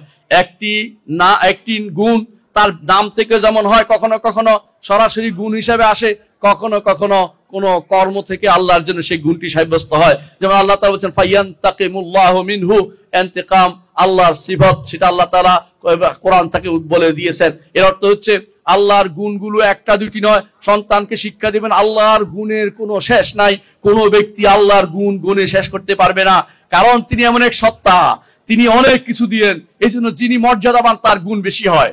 সোনিয়া সব মানুষ যদি এখানে আসে, আপনাদের ডক্টর মোহাম্মদ সাইফুল্লাহ যখন এখানে আসবে, আপনারা দেখবেন যে অনেকগুলো লকব বলবে, অথবা অনেক আসবে আলেম, তার অনেক গুণ বলবে। এখানে গুণ বেশি বলবে না তো কি করবে? রব্বুল আলামিনের গুণ কি আমাদের মুখে কোনোদিন গুণে শেষ করতে পারবো? কখনো না। অথচ দুনিয়ার বুকে মানুষ এদেরকে ছোট কাল থেকে শিক্ষা দিবেন। এই আল্লাহর গুণের ব্যাপারে কিছু মানুষ বিভ্রান্ত হয়ে গেছে। তথাকথিত জাহমিয়ারা আল্লাহর গুণকে অস্বীকার করেছে, আল্লাহর নামকে অস্বীকার করেছে, এমনকি আল্লাহর জাতের আলাদা অস্তিত্ব অস্বীকার করে বসে আছে। আপনি চিন্তা করতে পারেন, আল্লাহর জাতের অস্তিত্ব তারা অস্বীকার করেছে। এরা আবার ঈমানদার থাকতে পারে। যারা বলবে আল্লাহ সর্বত্র বিরাজমান, এর অর্থ হচ্ছে আল্লাহ তাআলার জাতকে অস্বীকার করা হয়। কারণ সর্বত্র অর্থ হচ্ছে আপনার নাকের ভিতরে, আপনার বাথরুমের ভিতরে। নাউযুবিল্লাহ। এই ব্যক্তি, যে ব্যক্তি ঈমানদার হতে পারে, ঈমানদার হতে পারে, এর অর্থ যে আপনার সন্তানকে নষ্ট করার জন্য এই জাতীয় আকীদা যে ব্যক্তি মাথায় রাখছে, সে ব্যক্তি নষ্ট হয়ে গেছে। বুঝছেন কথাটা? আল্লাহ তাআলা আরশের উপরে, তিনি যখন ইচ্ছা তখন তিনি, যখন সাথীতে যখন তিনি চান তখন তিনি যেভাবে ইচ্ছা সেভাবে তিনি নিকটতম আসমানে নেমে আসেন। তার নেমে আসা আমাদের নেমে আসার মতো নয়। এখন যদি কেউ বলে আরশ কি খালি হয় কিনা, বলবে যে তুমি এখন মানুষের নেমে আসার সাথে তুলনা করতেছ, তার নেমে আসার কোনো তুলনা করা যাবে না। যেভাবে বলছে নেমে আসে সেভাবে ধরন আমরা জানি না, আমরা ইমান রাখি তিনি নেমে আসেন, কিভাবে নেমে আসেন সেটা জানি না। কোনো ব্যক্তি যদি ইমান এভাবে রাখে সেই ব্যক্তি সত্যিকার ইমানদার। আর এর বাইরে যত রকমের প্যাস মারবে তাহলে বলবে, বুঝবেন যে এরা ইমানদার নয়, এরা সঠিক ইমানদার থাকতে পারে না। সন্তানদেরকে প্রথম দিন থেকে বলবেন একটা জিনিস, এগুলির অর্থ আমরা জানি, আল্লাহ তাআলার হাতের অর্থ আমরা জানি, আল্লাহ তাআলার ইয়াদত্ত হাত আমরা জানি, কিন্তু আল্লাহর হাত কখনো সৃষ্টির কারো হাতের মতো নয়। আল্লাহ তাআলার পায়ের অর্থ আমরা জানি, কিন্তু কাদাম বলা হয়েছে, রেজিল বলা হয়েছে, এগুলি কোনোটাই সৃষ্টির কোনো পায়ের মতো নয়। অবশ্যই তার পা আছে, তার হাত আছে, এটা বিশ্বাস করতে হবে। আল্লাহর চেহারা আছে, আল্লাহ তাআলার চোখ আছে, আল্লাহ তাআলার চেহারা আছে, চোখ আছে, এবং কি আল্লাহ তাআলার আঙ্গুল আছে, আল্লাহ তাআলা তিনি পায়ের টাকনু আছে, পায়ের গোড়ালি আছে। এগুলি হাদিস থেকে প্রমাণিত হয়েছে যে নলা, পায়ের নলা আছে, হাদিস থেকে প্রমাণিত হয়েছে। টাকনুর উপর নলা বলতে চাচ্ছি, নলা হাদিস আছে। সুতরাং এটা সাব্যস্ত ধরন জানি না। আপনার চোখে যে ধরন আসে, যে অনেকে বলতে পারে যে আমরা বলার সাথে সাথে ধরন একটা চলে আসে, তাড়িয়ে দিতে হবে। যেমনি ভাবে আপনি আল্লাহর অস্তিত্ব মনে করলে আপনার মনে হয় যে ওই অমুক বেটার মতো বা কিছুর মতো বসে, এটা যেমন তাড়িয়ে দেন, তেমনি ওখানেও ধরনটা তাড়িয়ে দিলে হবে। ওখানে বাড়তি কথাবার্তার কোনো দরকার নাই। যারা এরকম প্রশ্ন করে সবাই প্রথমে ধরন নির্ধারণ করে আপনাকে প্রশ্ন করতে শুরু করে। আপনি বলেন না ধরন নির্ধারণ করি না, ধরন আছে তবে ধরন নির্ধারণ করি না। আবার এক দৃষ্টি আছে বলে ধরন নাই, ওরা পদভ্রষ্ট, ওরা জাহমি, ওদের কথা শোনা যাবে না। আপনার সন্তানকে আল্লাহর সমস্ত গুণের ব্যাপারে তাদেরকে এক্সপার্ট করে তুলবেন। আল্লাহর কত কত গুণ তাকে বলবেন, এত গুণ যার, তার ইবাদত না করে আমি কার ইবাদত করব। তখন তাকে তৃতীয় নম্বরে শিক্ষা দিবেন, একমাত্র আল্লাহর ইবাদত করতে হবে, কারো ইবাদত করবে না। আল্লাহ ছাড়া কারো ইবাদত করবে না, আল্লাহ ছাড়া কারো ইবাদত করা যাবে না। আল্লাহ তাআলা কোরআনে কারীমে এর জন্য প্রথম নির্দেশ দিয়েছেন, ইয়া আইয়ুহান নাস উবুদু রাব্বাকুমুল্লাযী খালাকাকুম ওয়াল্লাযীনা মিন ক্বাবলিকুম লাআল্লাকুম তাত্তাকুন الذي جعل لكم الأرض فراشا والسماء بناء وأنزل لكم من السماء ماء فأخرج به من الثمرات رزقا لكم فلا تجعلوا لله أندادا وأنتم تعلمون। জেনে শুনে আল্লাহর সাথে শরীক করা যাবে না। ভালো করে জানো যে আল্লাহ তাআলা এগুলি সৃষ্টি করেছেন, তোমাকে সৃষ্টি করেছেন। যিনি স্রষ্টা তিনি শুধুমাত্র ইবাদত পাওয়ার যোগ্য, আর কেউ আমার ইবাদত পাবে না। আল্লাহ ছাড়া কাউকে ডাকলে সেটা ইবাদত হয়ে যায়। কেউ যদি বলে যে আমরা তো শুধু ডাকছি বিপদে আপদে, বলে এটাই তো ইবাদত, এটাই ইবাদত। বিপদে আল্লাহকে ডাকতে হবে, আর কাউকে ডাকা যাবে না। সন্তানকে সেটা শিক্ষা দিতে হবে, সেটা তাদেরকে বুঝাতে হবে। সন্তানদেরকে যখন আপনি শিক্ষা দিবেন যে আল্লাহ তাআলাই বিধানদাতা, জগতের নির্দেশ একমাত্র আল্লাহই দেয়, আর কেউ নির্দেশ দিয়ে ভালো করতে পারে মন্দও করতে পারে না। আল্লাহ তাআলা শরীয়ত তিনিই দেন, আর কেউ শরীয়ত দিলে সে গ্রহণযোগ্য হবে না। আপনার সন্তান বড় হয়ে সেকুলার হয়ে যাবে না। আপনার সন্তান বড় হয়ে শয়তান হয়ে যাবে না। আপনার সন্তান বড় হয়ে আজে বাজে কোনো মতবাদে বিশ্বাসী হবে না। আপনার সন্তানকে ছোট কাল থেকে এটা শিক্ষা দিতে হবে, আল্লাহর বিধানের বাইরে অন্য কোন বিধান নিলে তোমার ইমান শেষ, তুমি কিন্তু কাফের হয়ে গেছো। এই শিক্ষা যদি আপনি দিতে পারেন, এই শিক্ষা যদি আপনি আপনার সন্তানকে দিতে পারেন, তাহলে আপনার সন্তান সফল হবে। বড় হয়ে কোনোদিন সে তথাকথিত সেকুলারিজমে বিশ্বাসী হবে না, অথবা সোশ্যালিজমে বিশ্বাসী হবে না, অথবা সে কমিউনিজমে বিশ্বাসী হবে না, কোনো ইজমে বিশ্বাসী হবে না, কোনো তথাকথিত কোনো মতবাদে বিশ্বাসী হবে না, অথবা তথাকথিত কোনো বিশেষ জাতীয়তাবাদ, অমুকবাদ তমুকবাদ কোনো বাদে সে বিশ্বাসী হবে না। কারণ সে মনে করবে এগুলি সব আমার রবের বাইরে চলা, যারা এর বাইরে চলে তাদের সাথে আমার কোনো সম্পর্ক থাকতে পারে না। ছোট কাল থেকে বাচ্চাদের মুখ কানে এটা ঢুকাই দিতে হবে যে কোনো মূল্যে, যে অন্য কোনো মতবাদ ইসলামে চলে না। ইসলাম নিজেই একটা সর্বা, কারণ আল্লাহ তাআলা ইসলামকে পূর্ণ করে দিয়েছেন। আল-ইয়াউমা আকমালতু লাকুম দীনাকুম ওয়া আতমামতু আলাইকুম নি'মাতি ওয়া রাদিতু লাকুমুল ইসলাম দীনা ওয়া মান ইয়াবতাগি গায়রাল ইসলামি দীনান ফালান ইউকবালা মিনহু। যে কেউ ইসলাম ছাড়া অন্য কোনো মতবাদ চাইবে আল্লাহ তার থেকে সেটা গ্রহণ করবেন না। আসেন এরপরে কি করবেন। ছেলেরা মাদ্রাসায় যখন যাবে, এতক্ষণ বলেছি আপনি ঘর থেকে মাদ্রাসা পর্যন্ত এগুলি করবেন। মাদ্রাসায় যখন যাবে তখন কি করবেন, তখন পিতা মাতা যা শুরু করেছে সেটাকে ধারাবাহিকতা রক্ষা করবে। উস্তাদরা, শিক্ষকরা সেটা ধারাবাহিকতা রক্ষা করবে। কিভাবে রক্ষা করবে? প্রথমে তাদেরকে 3টি মূলনীতি শিক্ষা দিবে। আরব দেশে সেটা শিক্ষা দেওয়া হয়। আরব দেশের মাদ্রাসাগুলোতে প্রথম 3টি মূলনীতি শিক্ষা দেওয়া হয়। বইটা অনেক ছোট, কিন্তু বইটা অনেক মূল্যবান। শাইখুল ইসলাম মুহাম্মদ বিন আব্দুল ওয়াহাব লিখেছেন, যাকে আপনারা ওয়াহাবি বলেন, তিনি এই মহান ব্যক্তিত্ব যাকে আমরা শাইখুল ইসলাম বলি, আর আপনার তথাকথিত বেদাতীরা এবং যারা তার দেখতে পারে না তার দোষ খুঁজতে থাকে, মিথ্যাচার করতে থাকে তার নামে, এবং তাকে বিভিন্ন রকমের খারাপ গুণ তার উল্লেখ করা হয়। অথচ তিনি শাইখুল ইসলাম ওয়াল মুসলিমিন, মুসলিমদের বড় ইমাম ছিলেন। তিনি এই গ্রন্থটা লিখেছেন। আল্লাহ তাআলা কখনো কখনো তার ইলম, আল্লাহ তাআলা তার ইলমের ভিতরে এমন লোকদেরকে রেখে দিয়েছেন যাকে সময় মতো পাঠাবেন। সেই শিরকের যখন সারা দুনিয়া ছেয়ে গেছে, সেই সময় আল্লাহ তাআলা মুহাম্মদ ইবনে আব্দুল ওয়াহাবকে পাঠিয়েছেন যে সমস্ত গ্রন্থ নিয়ে। সেই গ্রন্থগুলো আজও আমাদের চোখের সামনে আলোক বিচ্ছুরণ করছে। এই আলো দিয়ে অন্ধকারকে আমরা তাড়িয়ে দিতে পারছি। সেগুলি কি? এর মধ্যে একটি হচ্ছে আল উসুলুস সালাসা বা সালাসাতুল উসুল, তিনটি মূলনীতি কি? মান রাব্বুকা ওয়া মা দীনুকা ওয়া মান নাবিয়ুকা, তোমার রবকে, তোমার দ্বীনকে, তোমার নবীকে, এইটা হোক প্রথম দাস। সন্তান প্রথম এটা মুখস্থ করবে, এটা শিখবে। আপনি আশ্চর্য হবেন, এমন এমন মাদ্রাসা আছে আলহামদুলিল্লাহ, আমি আমার মাদ্রাসাতে সেটা প্রতিষ্ঠা করেছি। আপনার এখানে ইনশাআল্লাহ সেটা প্রতিষ্ঠা হবে যে সালাসাতুল উসুল মুখস্থ করবে। সন্তানরা যখনই বড় হবে, একটু সন্তান মাদ্রাসায় আসবে, প্রথম কাজ হবে সালাসাতুল উসুল মুখস্থ করে ফেলবে। শাইখুল ইসলাম মুহাম্মদ আব্দুল ওয়াহাবের মুখস্থ করবে। তারপরে তার বিভিন্ন কবিতা মুখস্থ করবে। যেমন আমার মাদ্রাসা আমি প্রতিষ্ঠা করতে চেষ্টা করেছি যে হাইয়া লামিয়া, যেগুলি আমি বলি নাম অনেকে হয়তো শুনেছেন, জানে, এখানে টিচাররা জানে। আপনার সন্তানকে সেগুলি মুখস্থ করালে আকীদাতে বিচ্যুতি হওয়ার সম্ভাবনা তার থাকবে না। এজন্য সহিহ আকীদা ঠিক রাখতে হলে যখন মাদ্রাসায় যখন আসবে, প্রথম কাজ করবেন মার রাব্বুকা ওয়া মা দীনুকা ওয়া মান নাবিয়ুকা, সেটা যেন প্রথম তার দর্শের ভিতরে থাকে। আকীদার দর্শের মধ্যে রবকে শিখতে হবে, আগে দ্বীনকে শিখতে হবে এবং তার নবীকে শিখতে হবে। এই শিখার বিষয়টি এমন ভাবে হতে হবে, একজন মানুষ, এই অনেকেই আছে এখানে, আমি কারো নাম বলবো না, এমন কি আছে ইসলাম সম্পর্কে, ইসলাম কাকে বলে জিজ্ঞাসা করলে অনেকের অবস্থা খারাপ হয়ে যাবে। এখন ইসলাম কাকে বলে? কবে শান্তি, কবে শান্তি।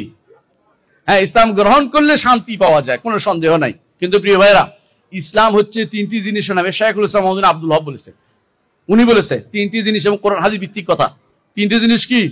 আল ইস্তিসলাম বিল্লাহি লিল্লাহি বিত্তাওহীদ, তাওহীদ নিয়ে আল্লাহর কাছে আত্মসমর্পণ প্রথম নম্বর। দ্বিতীয় অংশ হচ্ছে আল ইনকিয়াদ লাহু বিত্তাআ, আল্লাহর কাছে আনুগত্যের সাথে মাথা নুইয়ে দেয়া। আল্লাহর বিধানের কাছে আল্লাহ তাআলা অন্য কারো কাছে মাথা নোয়াবে না। ইনকিয়াদ লাহু বিত্তাআ, আল্লাহর জন্য। আর তিন নম্বর হচ্ছে আল বারাআতু মিনাশ শিরকি ওয়া আহলিহি, শিরিক এবং মুশরিকদের থেকে নিজেকে মুক্ত ঘোষণা করা। আজ আমরা অনেক কিছুই করি, মুশরিকদের থেকে মাগার মুক্তি নাহি মিলি, বুঝছেন তো? ওখানে যাই না, ওখানে বরং ওদের এখানে যে গান গাইতে ভালো লাগে। হ্যাঁ, ওদের ওখানে গিয়ে একাত্ম প্রকাশ করে কোন ব্যক্তিরা, নাউযুবিল্লাহ। কোন ব্যক্তি সেখানে গিয়ে পাহারাদার বসাইছে, পাহারাদার নিয়ে দিল। কেন সেটা করতে গেছে? তার প্রথম ভুলটা তো হয়ে গেছে, সে ইসলাম যে মুসলিম যে তার প্রমাণ সে রাখে নাই। কারণ আল বারাআতু মিনাশ শিরকি ওয়া আহলিহি, সে তো ভাঙতে পারে না, কারণ সে ক্ষমতাধর নয়। কিন্তু সে কি করতে পারে? তাদের থেকে বিমুক্তি ঘোষণা করতে পারে। আপনার যত বন্ধু কাছের কিনারে হোক, তাদেরকে বন্ধু, হিন্দুদেরকে বন্ধু বানাতে পারবেন না, খ্রিস্টানকে বন্ধু বানাতে পারবেন না, ইহুদিকে বন্ধু বানাতে পারবেন না, বৌদ্ধকে বন্ধু বানাতে পারবেন না, তার সাথে আপনার অন্তরের সম্পর্ক থাকতে পারে না। এগুলি সন্তানকে প্রথম দিনে আপনাকে শিক্ষা দিতে হবে। যদি বলে আপনি সাম্প্রদায়িকতা রচনা করছেন, বলে এইটাই ইসলাম, এটা আমরা রচনা করতে বাধ্য, কারণ আমার নবী এটা আমাকে শিক্ষা দিয়েছেন। কোরআনে কারীমে আল্লাহ তাআলা বলে দিয়েছেন, কুল ইন্না সলাতি ওয়া নুসুকি ওয়া মাহইয়ায়া ওয়া মামাতি লিল্লাহি রাব্বিল আলামিন লা শারীকা লাহু ওয়া বিযালিকা উমিরতু ওয়া আনা আউয়ালুল মুসলিমিন। আমি প্রথম এটার উপর ইসলাম নিয়ে, ইসলাম মুসলিম হিসাবে এই কাজগুলি আমি করব। সেটা কি? তাওহীদ নিয়ে আল্লাহর কাছে আত্মসমর্পণ করতে চাই, আল্লাহর কাছে আনুগত্য ডানা দিয়ে, আল্লাহর আনুগত্যের ভিতরে আল্লাহ তার নির্দেশের কাছে আমি ডানা পেতে দিতে চাই। আর তিন নম্বর হচ্ছে শিরিক এবং মুশরিকদের সাথে আমার সম্পর্ক ছুটি ঘোষণা করতে চাই। তাদের সাথে আমার আন্তরিক সম্পর্ক হতে পারে না। দুনিয়ার ব্যবসা বাণিজ্য চলতে পারে, কি অন্তরের সম্পর্ক থাকতে পারবে না। আমি মূর্তি পাহারা দিতে পারি না, আমি এটা করতে পারি, আমার এই দায়িত্ব না, আমার বিশাল দায়িত্ব রয়েছে। ওদেরকে ঈমানের দাওয়াত দেয়া আমার দায়িত্ব, ওদের কুফরিকে পাহারা দেয়া আমার দায়িত্ব নয়। রাষ্ট্রপ্রধানের দায়িত্ব তিনি পালন করবেন, আমি এই দায়িত্ব পালন করতে পারি না। আমার সামান্যতম যে ঈমান আছে সেটাকে খুইয়ে বসতে পারি না। ঈমানদার মূল সম্পদকে হেফাজতের চিন্তা থাকে, এই কাজটি কখনো করতে পারে না যে আমি এই কাজটা করে বসবো। আপনাকে এই দায়িত্ব অতি বেশি বাড়াবাড়ি করে আগ বেড়ে ঈমান হারা হওয়ার চিন্তা করতে আপনাকে কেউ বলেনি। ওই নির্দেশ দিয়ে অতিরিক্ত বেশি বাড়াবাড়ি করবেন, আল্লাহর কাছে ধরা খেয়ে যাবেন। দুনিয়াতে হয়তো আপনি কারো একটা সাধুবাদ পাওয়ার জন্য আপনার খুবই আকাঙ্ক্ষা জেগেছে, সেটা করতে পারেন, সেটা দিয়ে আপনার কোনো লাভ হবে না। প্রিয় ভাইয়েরা, আর কি করবেন? যখন আপনার সন্তান এই মাদ্রাসায় আসবে, মাদ্রাসাগুলিতে আসবে, প্রথম তাকে ঈমান কাকে বলে শিক্ষা দিবেন। ঈমান কাকে বলে কে বলতে পারবেন? ঈমান কাকে বলে? ঈমান কাকে বলে দেখছেন, খবর হয়ে গেছে, অনেকে বলতে পারবেন না। এটা তো ইসলামের কথা বলছেন, ঈমান কাকে বলে? ঈমান, ইয়েস, তিনটা জিনিস লাগবে ঈমানে। আহসান, তাই এখন আমি শুনতে চাচ্ছি, এই সন্তানকে জানাতে হবে এখন ঈমান অর্থ শুধু বিশ্বাসের নাম নয়, ঈমান অন্তরে, মুখে এবং কর্মকাণ্ডে থাকতে হবে। এই সন্তানকেদেরকে এখানে শিক্ষা দিবেন। এরপরে আর কোনোদিন তারা দ্বিমত করবে না। এবং ঈমানের শাখা প্রশাখা আছে, ঈমান বাড়ে কমে, এটাও আপনাকে শিক্ষা দিতে হবে। ঈমানের আরকানগুলি শিক্ষা দিবেন, ঈমানের আরকানগুলি বিশুদ্ধভাবে শিক্ষা দিবেন। যদি বিশুদ্ধভাবে শিক্ষা না দেন, ঈমানের রোকন কেউ 7টা বলবে, কেউ 10টা বলে ফেলবে, সুযোগ পেলে 5টাও বানাই ফেলবে। এরকম আমাদের সমাজে দেখা যায়, বইও লিখে ফেলছে অনেকে, সেভাবে 7টা আর 5টা দিয়ে বই লিখে ফেলছে, কিন্তু তারা অনেকে তাকদীরের উপর ঈমানটা উল্লেখ করতে চায় না, কারণ তাদের তাকদীরের উপর ঈমানের সমস্যা রয়েছে। প্রিয় ভাইরা, যেটা বলছিলাম, সেটা ঈমানের সন্তানকে আরকানুল ঈমান শিক্ষা দিতে হবে যখন মাদ্রাসায় আসে। 3 নম্বরে ইসলাম শিক্ষা দিবেন, আরকানুল ইসলাম শিক্ষা দিবেন। আরকানুল ইসলাম কাকে বলে? 4 নম্বরে ইহসান শিক্ষা দিবেন, এবং ইহসান এর প্রকারভেদ তাকে জানিয়ে দিবেন। কিভাবে ইবাদত করবে, কিভাবে ইবাদত করতে হবে সেটা। মানুষের সাথে ইহসান একটা আছে, সৃষ্টির সাথে ইহসান, রব্বুল আলামিনের সাথে ইহসান, এর প্রতিটা পদ্ধতি তাকে জানিয়ে দিবেন। এটা হচ্ছে টিচারের দায়িত্ব। সেভাবে তাদেরকে আল্লাহর ইবাদতে বড় করবেন, এভাবে তাদেরকে তাওহীদের উপর বড় করবেন। তারপর কি করবেন? তাওহীদের যে বিশাল পরিধি আছে, এই বিষয়টি তাদেরকে জানিয়ে দিবেন। ইয়াকুব আলাইহিস সালাতু ওয়াস সালাম তার সন্তানকে কি বলেছিল সেটা স্মরণ করিয়ে দিবেন। আম কুনতুম শুহাদা ইজ হাদারা ইয়াকুব আল মাউত, আপনি কি আম কুনতুম শুহাদা, তোমরা কি সাক্ষী ছিলে, উপস্থিত ছিলে যখন ইয়াকুবের মৃত্যু আসলে? ইয়াকুব কি বলেছিলে? মা তা'বুদুনা মিন বাদি, আমার পরে তোমরা কিসের ইবাদত করবে? ক্বালু না'বুদু ইলাহাকা, আমরা আপনার ইলাহের ইবাদত করব, ওয়া ইলাহা আবাইকা, আপনার পূর্বপুরুষ যারা আছে পিতৃপুরুষ ইব্রাহিম, ইসমাইল, ইসহাকের ইলাহের ইবাদত করব, এক আল্লাহর ইবাদত করব। এদেরকে এক আল্লাহর ইবাদত শিক্ষা দিতে হবে, এক আল্লাহর ইবাদত, শিরিক থেকে মুক্ত করতে হবে তাদেরকে।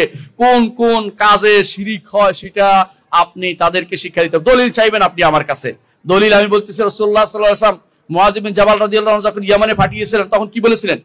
তখন কিন্তু মাক্কি জিন্দেগি, মাদানী জিন্দেগি, বলেন তো মাদানী জিন্দেগি। অনেকে আছে আমাদের বন্ধুরা বলে, ও মক্কি জীবন লয়ে পড়ে আছেন। না, মক্কি জীবন লয়ে পড়ে নাই। মুহাম্মদুর রাসূলুল্লাহ সাল্লাল্লাহু আলাইহি ওয়াসাল্লাম মাদানী জিন্দেগি সর্বশেষ যে সময় তিনি মুআয ইবনে জাবাল রাদিয়াল্লাহু আনহু ইয়ামানে পাঠিয়েছিলেন, পাঠানোর সময় তিনি কেঁদে দিয়ে তিনি যখন বললেন যে মুআয, হয়তো তুমি এসে আমার আর সাক্ষাৎ পাবে না। মুআয ইবনে জাবাল রাদিয়াল্লাহু আনহু কেঁদে দিলেন যে রাসূলকে বোধহয় আর দেখতে পাবো না। তিনি আর দেখতে পান নাই। মুআয ইবনে জাবাল রাদিয়াল্লাহু আনহুকে পাঠানোর সময় তিনি সেই সময় ওসিয়ত করেছেন, ওয়ালিয়াকুন আউওয়ালা মা তাদউ ইলাইহি শাহাদাতু আল্লা ইলাহা ইল্লাল্লাহ, অন্য বর্ণনা আছে আইয়ুহিদুল্লাহ, অন্য বর্ণনা আছে তাওহীদ। অর্থাৎ প্রথম দাওয়াত হবে সবার জন্য, ছোট বড় সবার জন্য প্রথম দাওয়াত হবে তাওহীদের। সন্তানদেরকে তাওহীদের শিক্ষা প্রথম দিতে হবে, তাওহীদের প্রকারভেদগুলি শিক্ষা দিতে হবে। এগুলি যদি তৈরি করে দিতে পারেন, ও আপনি সফল, এই মাদ্রাসা সফল, এই পরিবারগুলি সফল হবে ইনশাআল্লাহ। এরপরে কি করবেন? তার মধ্যে ফিতরাতের কথা তুলে দিবেন। আল্লাহ তাআলা তোমার ফিতরাতে যে ফিতরাত জিনিসটা আছে, আমাদের তথাগত বন্ধুরা ফিতরি ঈমানকে অস্বীকার করে, অথচ ফিতরাত দিয়ে আল্লাহ দুনিয়াতে পাঠিয়েছে। আল্লাহ বলেছেন, ফিতরাতাল্লাহিল্লাতী ফাতারান নাস আলাইহা লা তাবদীলা লিখালকিল্লাহ। তাদেরকে আকীদার বিষয়গুলি সহজ করে তুলে দেবেন, কঠিন করবেন না। উদাহরণ দিবেন, কাছাকাছি উদাহরণ দিবেন তাদেরকে, যে এইটা করলে শিরিক হয়, ওইটা করলে শিরিক হয়, ওই দেখো ওইখানে হচ্ছে এটা শিরিক, উদাহরণ দিয়ে দেখাবেন। এমন কিছু বলবেন না যে আকাশে উড়ে বেড়াচ্ছে, ওই বেটার মাথার ভিতরে আর যাবে না ওই বাচ্চার। এই জন্য বাচ্চাদেরকে কাছাকাছি উদাহরণ দিয়ে তাদেরকে দেখিয়ে দিবেন। আমরা এই কয়েকটা উদাহরণ দিচ্ছি। ইবনে আবি শাইবা রাহিমাহুল্লাহ তিনি বলছেন, মা ইউস্তাহাবু আইয়ুআল্লামা সাবি আউয়ালু মা ইয়াতাআল্লাম। ইবনে আবি শাইবা মুসান্নাফ, আপনি জানেন, যেটা হচ্ছে কি হাদিসের কিতাব। বলতেছে বাচ্চাদেরকে প্রথম কোনটা শিক্ষা দিতে হবে? জাফর আন আবি উল্লেখ করেছেন, কানা আলী ইবনে হুসাইন। আলী ইবনে হুসাইন কে? জালাল আবেদিন যাকে বলে, অর্থাৎ তিনি কার সন্তান? হুসাইন এর সন্তান। ইউআল্লিমু ওয়ালাদাহু, তার সন্তানকে নিয়ে জিজ্ঞাসা শিক্ষা দিতেন, কি বলতেন? কুল আমানতু বিল্লাহ। বাচ্চাদেরকে প্রথম বলো আমানতু বিল্লাহ, বলো আমানতু বিল্লাহ বলো। ওয়া কাফারতু বিত-তাগুত, তাগুতকে অস্বীকার করলাম সেটা বলো। ইবনে আবি শাইবা তা বর্ণনা করেন। ইব্রাহিম আত-তাইমি বলেন, সাহাবায়ে কেরামকে দেখেছি তারা সালাত শিক্ষা দিতেন, আর সন্তানদেরকে মুখ দিয়ে বলায়ে ছাড়তেন। কি বলতেন? আউয়ালু মা ইয়াতাকাল্লাম ইয়াকুল লা ইলাহা ইল্লাল্লাহ, 7 বার তাদেরকে সেটা শিক্ষা দিতেন। সন্তানকে ছোটকালে বাসা এবং মাদ্রাসায় প্রত্যেকে লা ইলাহা ইল্লাল্লাহ বলা শিক্ষা দিবেন। এইটা যেন আউয়ালু শাইইন ইয়াতাকাল্লামু বিহি, তিনি বলতেছেন। এবং এটাও মুসান্নাফ ইবনে আবি শাইবা আসছে। আমর ইবনে শুআয়ব বর্ণনা করেন যে বনি আব্দুল মুত্তালিবের সন্তানরা, আব্দুল মুত্তালিব রাসূলের পরিবারের সন্তানরা যখন বড় হতো, রাসূল তাদেরকে 7বার একটা আয়াত শিক্ষা দিতে, সেটা কি? আলহামদুলিল্লাহিল্লাযী লাম ইয়াত্তাখিজ ওয়ালাদান, ওই আল্লাহর প্রশংসা করছি যিনি কোনো সন্তান গ্রহণ করেন নাই। ওয়ালাম ইয়াকুল্লাহু শারীকুন ফিল মুলকি, তার রাজত্বে কোনো শরীক নাই। ওয়ালাম ইয়াতিকুল্লাহু ওয়ালিয়্যুম মিনাদ দুল্লি, অপমানের কারণে তার কোনো বন্ধুরও প্রয়োজন হয় না। অপমান কারণে তার বন্ধু আছে কিন্তু অপমানের কারণে নয়, সেটা হচ্ছে মর্যাদাপূর্ণ বন্ধু তার রয়েছে, মর্যাদার সাথে তিনি তাদেরকে গ্রহণ করেছেন। ওয়াকাব্বিরহু তাকবীরা, আল্লাহকে তাকবীর ঘোষণা। কোরআনের এই আয়াতটি মুহাম্মদুর রাসূলুল্লাহ সাল্লাল্লাহু আলাইহি ওয়াসাল্লাম বনি আব্দুল মুত্তালিবকে শিক্ষা দিতেন, সন্তানদেরকে শিক্ষা দিতেন। ওমর ইবনে খাত্তাব রাদিয়াল্লাহু আনহু যখন তিনি প্রথম মক্তবকে প্রতিষ্ঠা করেছে, অনেকে তো বিভিন্ন কথা বলবেন, প্রথম মক্তব প্রতিষ্ঠা করেছে ওমর ইবনে খাত্তাব রাদিয়াল্লাহু আনহু, এটাই মুসান্নাফ ইবনে আবি শাইবাতে আসছে। তিনি কি বলেছেন? সন্তানদেরকে যখন পাঠাতেন মক্তবে, বলছেন আমির ইবনে আব্দুল্লাহ আল খুজাইকে, তখন তিনি বলেছিলেন যে তাদেরকে তুমি তাওহীদ দিয়ে শিক্ষা শুরু করো, ঈমান দিয়ে শিক্ষা শুরু করো। আজ আমাদের শিক্ষা এদিকে যায় না, আমাদের সন্তানদের বিভিন্ন স্কুলে শিক্ষা দেওয়া হচ্ছে আগডুম, ঘোড়াডুম, বাগডুম সাজে, ওগুলি দিয়ে আমার ঈমানের কোনো কিছুই আসবে না, ঈমান নষ্ট ছাড়া কিছুই হবে না। প্রিয় ভাইয়েরা, এই জন্য এমন সব মাদ্রাসাগুলিকে আবাদ করুন যেগুলি ঈমান এবং তাওহীদ দিয়ে আবাদ রয়েছে, এদেরকে সঠিক পথে পরিচালিত করুন। এদের শিক্ষকদেরকে এই পথে চলেছে কিনা, তাওহীদের বাণী আছে কিনা, আপনার সিলেবাসের ভিতরে তাওহীদের বাণী কতটুকু আছে, কয়টা আয়াত মুখস্থ করেছে তাওহীদের উপরে, এভাবে বিষয়ভিত্তিক আয়াত যেন তারা মুখস্থ থাকে, যাতে করে বাতিলের বিরুদ্ধে তারা পর্বত প্রমাণ হয়ে দাঁড়াতে পারে। সেই ব্যবস্থা যেন আপনাদের এই মাদ্রাসাগুলিতে থাকে, আপনাদের পরিবারে থাকে এবং সমাজে থাকে। এই আহ্বান রেখে আমি আমার বক্তব্য শেষ করছি। ওয়া আখিরু দাওয়ানা আলহামদুলিল্লাহি রাব্বিল আলামিন। আসসালামু আলাইকুম ওয়া রাহমাতুল্লাহি ওয়া বারাকাতুহু।